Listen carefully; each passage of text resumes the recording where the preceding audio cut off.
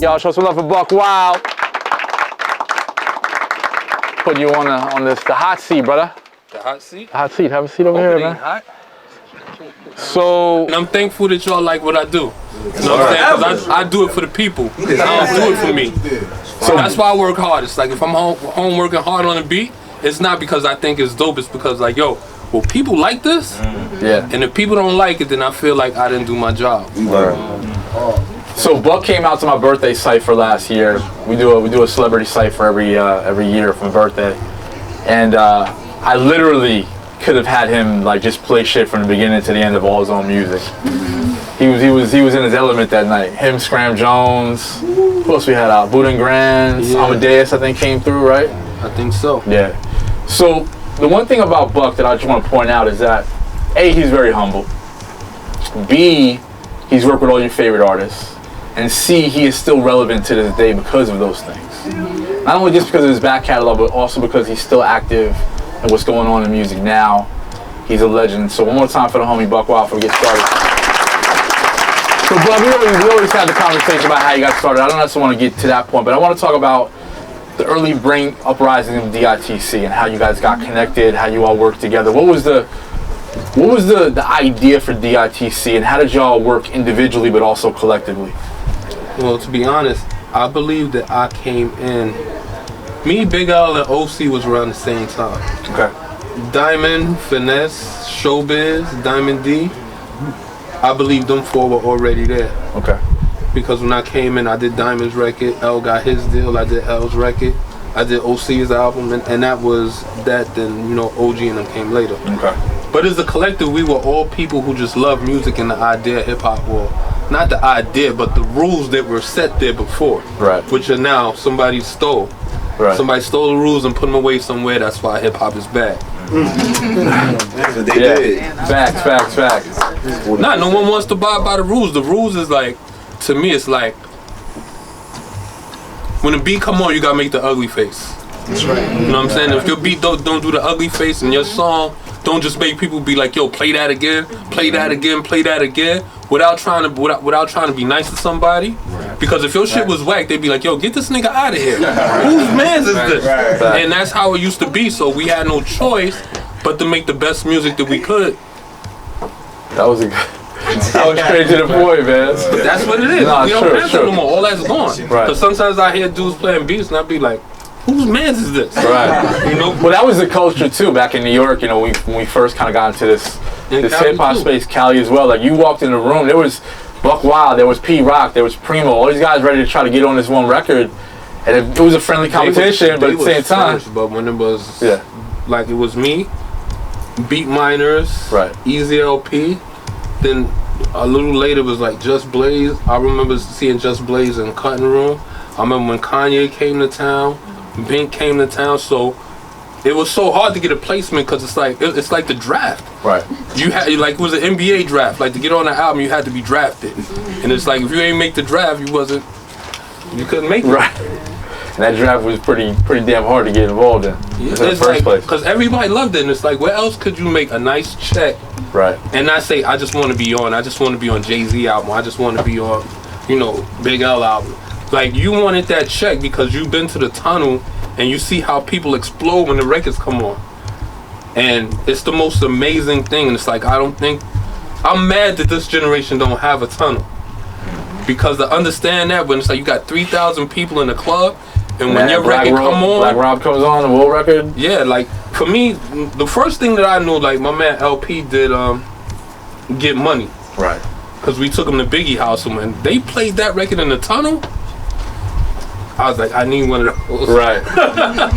time to get one of those records. Yeah, but when I had them, it's like, and having that feeling, it's like you never want to take that feeling away. Right. You never want to take away the feeling of Flex dropping Bombs Still record for about. Yeah, about that. You're right about that. If you ever witnessed that, you would never be like, okay, I could go to doing regular shit. This is just okay, but we gonna let it go. No. Never underestimate the feeling. Like if you just meeting somebody, you go to their crib, it could be a female, you just put out the hardest record out and they singing a chorus to it. And you like, oh shit, how you know this shit? So I always feel music is for people. it's not for the musicians. Like, if the people not enjoying it, then you're not doing your job. And the way people are complaining about music now, somebody's not doing their job. So we need, like Tupac said, we need to overthrow the government, right, and get rid of niggas. Nah, it's all cool. I think we just need to teach them, because to look at it, when you understand it, and to see, like, everything that we liked about music is gone. Dancing, singing. Females might play a record for they man and be like, listen to this. You get a song as a note in your email, and it's like, yo, I was thinking about you, and it's like the music come on, and whatever the song is talking about, that's the message trying to get across. We don't have that no more. Things that used to be special to us as people. Music was more personal. It's not no more so. Yeah, lots changed. So just back to the D.I.T.C thing. When you guys started working together or collectively, what was the mantra for the actual crew? Like, what were you guys trying to accomplish for the most part? Put out the best songs with the rarest bricks. Okay. I'm saying it started that way. That's what it was. Like, to find the sample and be like, damn, what's that shit that, you know? Because you got to look, when you have Tribe Called Quest, you have Pete Rock, you have Tribe Called Quest, Pete Rock, Large Professor, and a host of others. It's like, that's competition right there. So if you want to get on, you got to pass that. You got to pass that barricade. So you got to come with your best shit ever. So you know, we're obviously in a much different place now when it comes to music. You already expressed that. What gets you excited about working with new artists? What's something you want to kind of experience, you hear, whether it be approach, talent? Like, what's your? You said it. Yeah. Talent. Yeah. Like, everyone doesn't have the same, but if you have the basics, which is knowing how to keep the rhythm and the flow and add on to the song, that's exciting. Most people, it doesn't work now because their mind, it's like, when you look at Nas was 17 when he did Omatic. What can you say to that?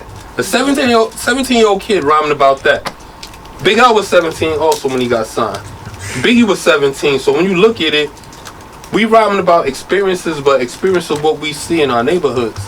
And that's what hip-hop was, ever since The Message. Yeah. You know, when you see these things, they talking about broken glass everywhere.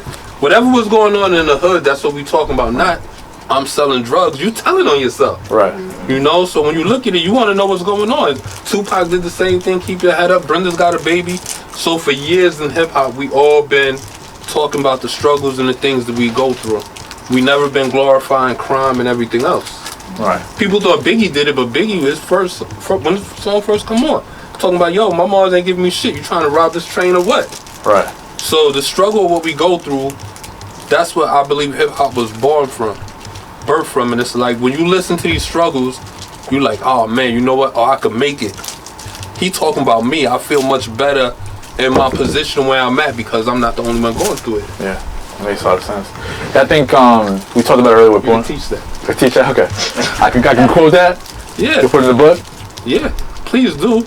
Save the music, remember that? Yeah. Or else it'd be nothing. We won't have nothing for the future. Yeah. Well, the future won't have anything. Yeah, no, I think you're right too when it comes to, like, you know, each one teach one, and even the substance in music has changed so much. Like, they're kind of still talking about things they're doing, but they're also still, like you said, almost kind of ratting on themselves, or the case may be, snitching on themselves. No, I'm trying to be nice. There's still some people out there making good music.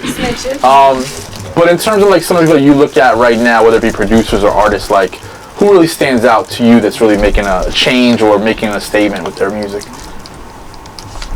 I could talk. Well, I'll say this: the people who were doing things, like I say, Rhapsody, she's spitting and she's doing what she's doing. The females are doing an amazing job. Even the ones who people might feel like I don't like them, they being ratchet, but Luke was ratchet. Right. So if the thing is, they having fun. Right. So if you want to have fun by saying shit that's not happening, but you can get people enjoying it in a party, that's cool. Right. But it's not their fault that they got the attention on them.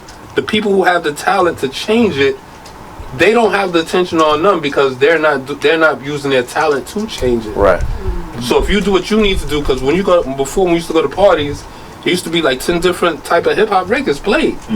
It wasn't just one record, but now it's like probably one type of record. So we have to do better by changing the content. Right.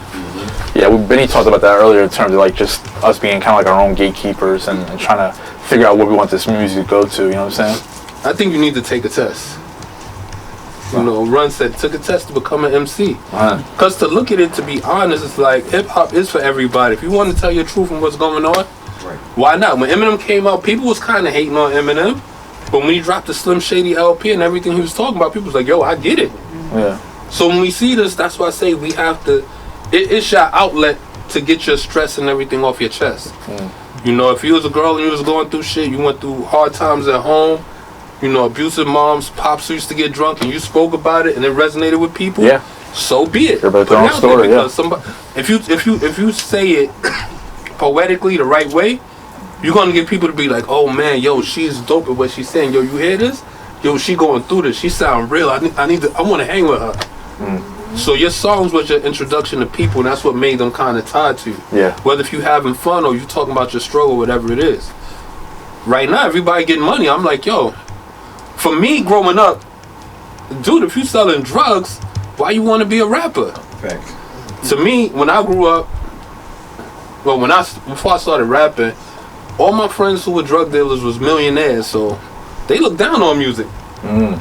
So why would you want to be in music if you making millions? And if you got the plug, that's saying you're a millionaire. Right. You know, why do music? Keep it Go above. buy some business. Right. Yeah. Go buy some property somewhere. You know what that money buys? Yeah. Let's talk about some of the experiences you've had over the years in the studio with some of these artists, because you know nowadays it's kind of hard to get in the studio with these guys. I'm sure it was kind of hard then too. How did you work your way into getting in these rooms? You want to get paid? Go to the studio. And that's what was it. You got a job to do. That's your job. Right. If I'm doing a song for you, I got to be in the studio producing you. Right. It's not like I send you a beat, you put it in the microwave, and all of a sudden the song comes out on the CD. Right. That's not what it is. Right. We have to go there. We have to tell you where you fucking up. Nah, I said like this. Yo, don't say this line. Say something different. Yo, let's change the chorus. You know, yo, you're not really in pocket. You know, you kind of moving all around inside the rhythms. You know, people had to get produced, and that's why the records were so dope, because you had maybe not even 3 people. You had maybe 4 or 5 people in the studio really giving their input in, and they knew what they was doing. You know, even I seen when Big did Life After Death, it used to be a bunch of people in the studio, and people would come just to. I've been in the studio with Jay when Jay is doing his album, and it's like it's a few people. Yo, what do you think? Yo, what do you think? Because you're looking for the best performance, and that's what real artists think about. People who aren't great artists, they just gonna do whatever they're gonna do because they think it's dope, because they people gas their head up. But the ones who are great, they want to make sure, nah, this has to be the most incredible record that I'm doing, because I'm putting my heart and soul in this. And that's how you get those slappers, those hits. Yeah. It's also, you know, I think when people are in the room with certain people and they're making records, we're looking for the hit. You know what I'm saying? We're looking for the single. We're looking for the record that stands out. You know what I'm saying? Back when you were kind of like in the studio with these guys. No, you wasn't really. The single just came. Right. When you look at it, like a lot of singles that they made wasn't textbook singles. They was just when you look at like Lex Coupe, Beamers and Benzes, Easy Mo, and Lifestyles of Rich and Famous, they wasn't like, oh, this is gonna be the single when they heard the beat. Right. After the song was done, they was like, oh, this feel good. We need to, this need to be the one right here. And that's what it was. It was all on feeling. It wasn't on what people. But you wanted the big record though. But you had the artist had to make the big record. You know, everybody wants the big record. Like when I did the record with Big, I didn't. For one, that wasn't even a beat he picked the first time. So looking at it, for it to be the record that 20-something years later that people know and they still vibe with, that's a blessing. Because the genius not only comes from the production, but it comes from what he put on the beat. Great writers and great producers make classic records that stand out forever. Being young, I used to look at like Quincy Jones and like Marvin Gaye and them, hearing these records on the radio early in the morning when I wake up for school, and be like, man, if I could do music, I could have these. Not saying R&B, but records that just last forever. Babyface. You know, I work with Babyface. That was a dream. I was like, oh shit, I'm in the studio with Babyface. Yeah. You know, it's an incredible feat. But when you look, if you always do your best, and it's like if you're willing to go the extra mile, I don't care who it is, they be like, nah, this is fire. And you sit there and be like, it could be better. That's how you're gonna push yourself to where you want to be. Because the person telling you it's hot, they just want to be there if you make it. Right. But when you telling yourself, like, yo, I could do better than this. I know it. This could be tighter. You tell the artist, yo, this could be way tighter. We need a different song. I seen Busta do Put Your Hands on My Eyes Could See like 4 times. Different songs, each one. So when you look at these things, it's like the blessing of being around people who's the same way. You're like, yeah, if it ain't right, let's just do something else. Right. Because this is what's going to pay your bills. Busta performs that record still. You know, Redman is like the same way. All these guys, they have the people from, and I'm going to say this, and this sounds kind of crazy, but the people from the 90s, they had that stigma in them where it's like, it has to work. Thanks. If this don't work, I'm going to be right back where I was at. So I need this to be, everybody's got to like this record all over the world, every continent, every ocean, every river, every sea. The fish need to swim to it. We all need to vibe with this. And that's what I think made it for everyone. Right. When you got in a room with a newer artist, maybe that you hadn't been in a room with, how did you break the ice to get to kind of know what they were looking for, or how you were going to present your music to them? I played my records, I did. Okay. So they could know. Because when it's familiar to them, then it breaks the ice. Like, yeah, I need something like that. I want to be like that. Right. The only person I never had to do that with was Beans. Beanie Sigel was from the gate and he's an animal in the booth. Where all the dudes who rhyme now, they want to be him. But you don't have his mind, and it's like his mental is like retarded. Because just the way he rhymes, it's like he's not thinking of double entendres and all this other stuff. He's like, yo, I'm going to tell the story. His first record on Crew Love, he rapped about, you know, selling drugs on Monopoly. And people never caught that. And I'm like, yo, they don't even hear this. You know, I dare any y'all land on my property. Then you getting dope from my community chest? Pow, pow, 2 in your chest. So when you see the genius of a person, it's not in a, yo, I got bars. It's the creativity. And most people today don't have that. You can't take something and be like, yo, I'm going to make this a motherfucking, the best painting ever. You know what I'm saying? This is going to be the Da Vinci Code to most people. They're going to have to try to figure it out. And this is what makes all the greats great, because it's like, there's certain things you have to figure out. If they got beef with other rappers, you have to be able to decode that so you can know who they talking about. Everything ain't gonna be Ether, because before Ether, people was like, they had their sneak disses. Absolutely. Ever had a situation where you work with an artist who had a diss on somebody else and you got like flack for it? I never got flack, but I was blessed because a lot of these dudes, most of the rappers, they was grown. Like, I could say Joe and 50 and all of them were always grown. And looking at Joe and 50 beef, I was like, I never wanted them beefing. I never was on nothing that started, but, you know, I was on 50 album. I was on Joe album. Neither one of them was like, oh, you on Joe album, I'm taking your song off. Right. Oh, you on 50 album, I'm taking... No. I wanted them to be cool like they are now, because I was like, yo, you dudes are like the 2 gangster rap dudes. If y'all get together, y'all will hold New York down.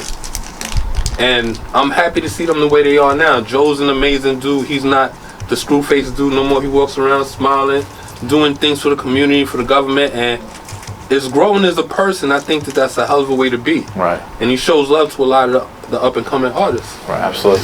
What are some of, I mean, obviously you mentioned a couple, but who are some of the people that really influence you, not necessarily sound, but just like really kind of want to either emulate or have that type of, you know, impact on the game?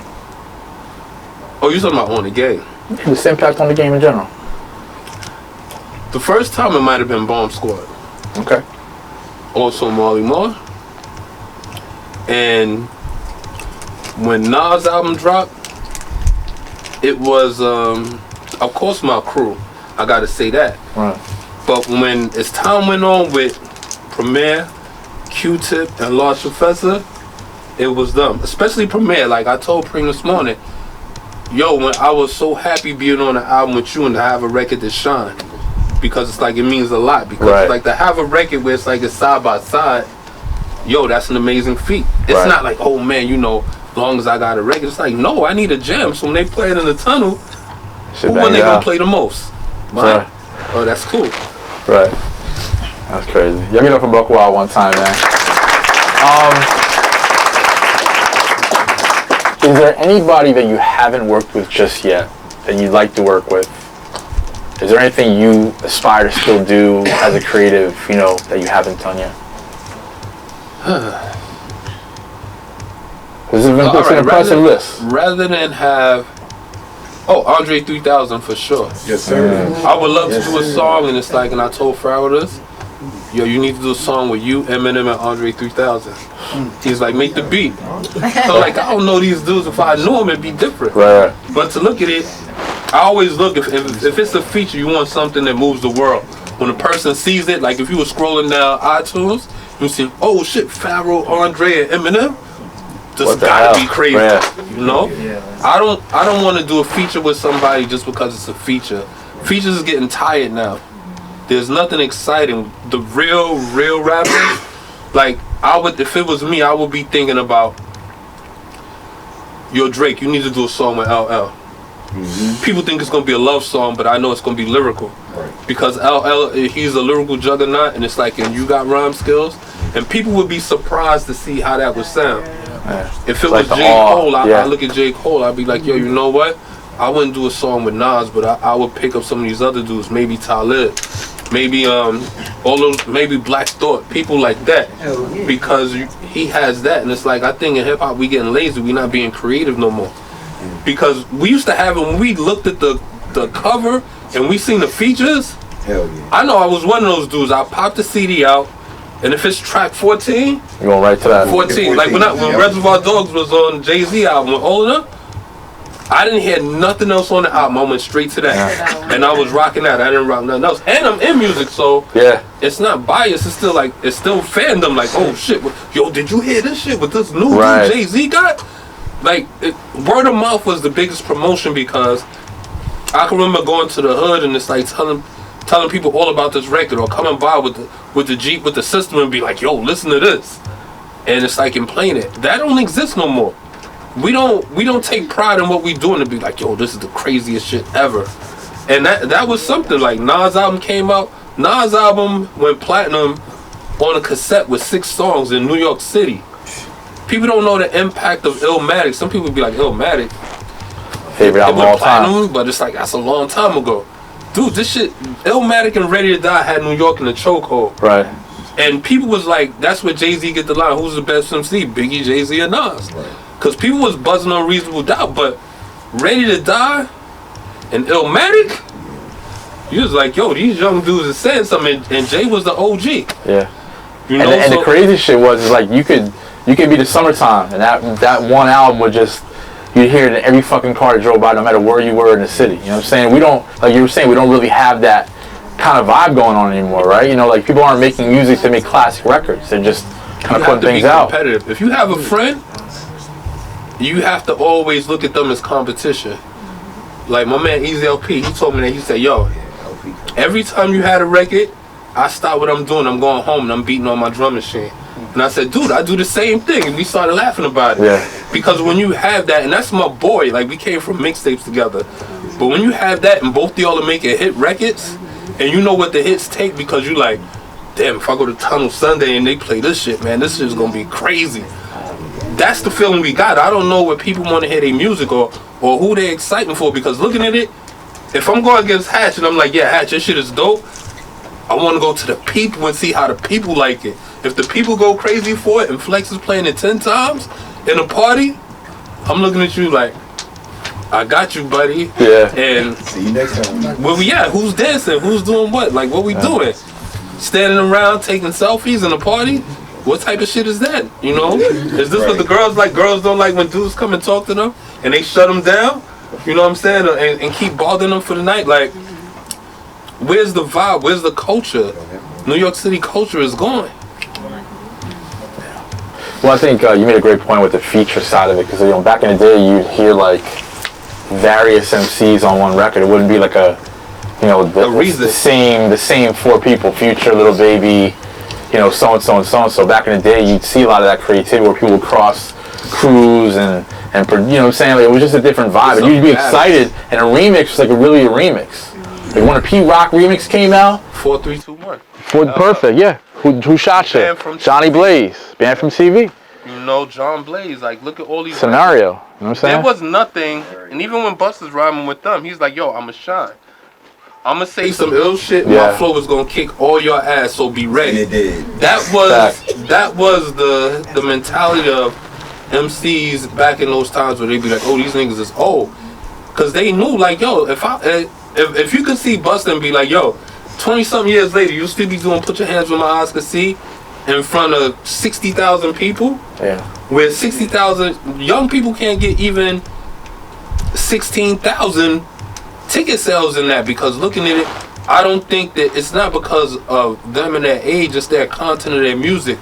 Does it connect with the people? Just because it's like you got something and it's raunchy, doesn't mean it connect with people. If you touch a person's heart and they feeling, if they got a feeling when they get it, it's like, yo, you won forever. Because they gonna forever have that record. Everybody got a favorite record that they keep on their phone. You know what I'm saying? Be like, yo, I go through this where I'm going through shit. You know, you in your relationship, he do something wrong, and you play the record for him, or when you met him, you play the record, and same thing vice versa. Music connects with people, and it's like we don't have that no more. Right. So what keeps you excited about making music, Buck? Why are you still making music and still putting records out? What is it about it? Just hoping that, like, the last few people I could work with. Yeah. Like, maybe get a call, be like, yo, Nas wants, like, I always like this call, yo, Nas wants some beats. That's one email. When I get that, I'm like, yes. I must have done something. You know? Right. But even according to when you look at Andre and them, never be if it could be an Outkast song, hell yeah, it would be incredible. Yeah. I would cut my arm off. But to look at it, even if it's Andre, because together, I think what makes them special is because when they came out, like, they whole vibe, you knew that they was dope, but it's like you didn't realize how dope Andre was till you sat down and you started just listening to his wordplay and everything he was saying. Yeah. And you're like, yo, this dude is super incredible. Right. But you have those people, and it's like, another reason to make me want to do it, because I'm like, yo, the people who comes after us, they need something. Yeah. You have to leave it in good shape for them. If you don't, then... Absolutely. Word up. One more time for the brother Buckwild. So, one of the reasons why we're here today, we gotta show my man some love. No, it's not a drink. It's not a bottle. Not a bottle? We gotta show my brother some love, give him his flowers while he's here. You know what I'm saying? So we're giving you, and this is the reason why I really wanted you to be here, because I feel like, personally, like, your music has been a soundtrack to my life. You know what I'm saying? So, I know there's other people out there. We've been driving the whole country in a car for years, me, you, and Don. Bro, if I could tell you some of the stories, bro. That's hip-hop, though. Yeah. When you have hip-hop, you have not only culture behind it, but you have a connection. Right. And it's so dope. Like, even Rock can say the same thing. Yeah. You know, so this guy here is like, I know him more than 20 years, and he's always been my boy. When he called me, be like, yo, I need you to come to this. All right, let me see what I can do while I'm here. And it's like, that's a part of being in hip-hop, because it's the camaraderie. You know what I'm saying? If you ever seen artists out, you see a bunch of them chilling, you might see pictures with, like, Raekwon and Nas and a whole bunch of other dudes, they chilling. That's the camaraderie. Like, we've made friends in the industry that we have forever that we didn't have as kids. Right. And this man here, that's why I say, if he calls me like, yo, I need you here. Oh, man, I'm going to be in New York that time. But it's like, if you got another date, let me see if I can move it around. Because if he calls, I'm there. And it's not like, oh, you know, well, what's the ticket? It's like, yo, he could get the majority of producers who are popping to come and do whatever he needs just because at that call. That's how good of a person he is. And it's Appreciate like, that. He's been doing this for the people who are coming up for years. And it's like, I commend him on that. He inspires me. My brother. And his sneaker game is crazy, by the way. Let's do a quick little flick, man. The Buckwild.